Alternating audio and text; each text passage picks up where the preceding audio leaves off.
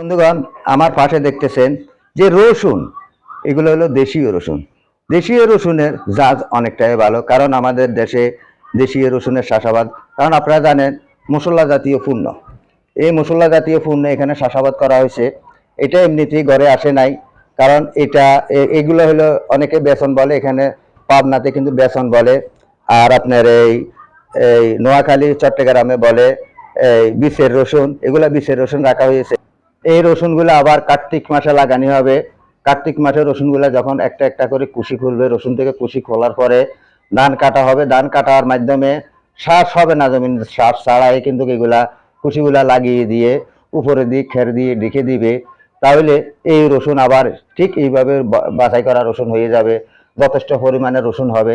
এই রসুনের চাষাবাদ পাবনা, রাজশাহী, নাটোর, কুষ্টিয়া এবং কি যশোরে চাষাবাদ করা হয়। কিন্তু নোয়াখালী, চট্টগ্রাম, কুমিল্লা, খাগড়াছড়ি, ফটিকছড়ি, হাটাজারি ওইসব সাইডে কোনো রসুনের চাষাবাদ হয় না। তাই আমি আপনাদেরকে বলি, আপনারা যদি কেউ রসুনের চাষাবাদ করতে হয় তাহলে আপনারা আমার সাথে যোগাযোগ করতে পারেন। আমার সাথে যোগাযোগ করার নম্বর হলো 018213144758। এই নম্বরে আপনারা যোগাযোগ করবেন।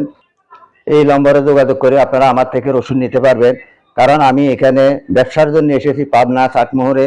ব্যবসার জন্য এসে আমি এখানে ব্যবসার অনেকটাই আমি গুছাইয়ে ফেলছি। আপনারা আমার থেকে রসুন পাবেন। চট্টগ্রাম, আপনারা যদি থাকেন কেউ চট্টগ্রামে, আমি থাকবো চট্টগ্রাম সিটি গেটে নামি, সেখান থেকে উত্তর লেকসিড়ি, ওইখানে আপনারা আমার কাছে দেশীয় জাতের বিশের রসুন পাবেন। আপনারা আমার সাথে আমার এই দেওয়া নম্বরে আপনারা যোগাযোগ করতে পারেন। আপনারা আমার সাথে রসুন, আমার থেকে রসুন নিয়ে আপনারা চাষাবাদ করুন। কারণ আপনারা জানেন জনবহুল বাংলাদেশ, এই বাংলাদেশে আমরা শুধু তিনটা জিনিসের আমাদের সমস্যা, রসুন, আদা, পেঁয়াজ, এগুলাই আমরা বাইরের থেকে আনতে হয়। তাই আমরা আমাদের ওইসব সাইডে চট্টগ্রাম, খাগড়াছড়ি, রাঙ্গামাটি, কক্সবাজার এবং ফটিকছড়ি, হাটাজারিতে আমরা যদি, কুমিল্লাতে যদি আমরা চাষাবাদ করতে পারি, তাহলে আমাদের নিজেদের চাহিদা নিজেরা মিটাতে পারলে আমরা নিজেদের চাহিদা মিটাই আমরা বাইরেও যেন রপ্তানি করতে পারি। তাই আমি সকলের প্রতি আহ্বান জানাইতেছি, আমাদের দেশে যেন 1 ইঞ্চি জায়গাও যেন খালি না থাকে। আমরা রসুনের চাষ করব, আমরা পেঁয়াজের চাষ করব, আমরা মরিচের চাষ করব, আমরা হলুদের চাষ করব, আমরা বিভিন্ন রকমের পণ্যের চাষ করব। তাহলে আমরা নতুন বাংলাদেশকে একটা স্মার্ট কৃষিতে পরিণত করতে পারবো। সকলকে সেই প্রত্যাশা জানিয়ে এখান থেকে বিদায় নিচ্ছি। আসসালামু আলাইকুম রহমতুল্লাহ বারকাতুহু।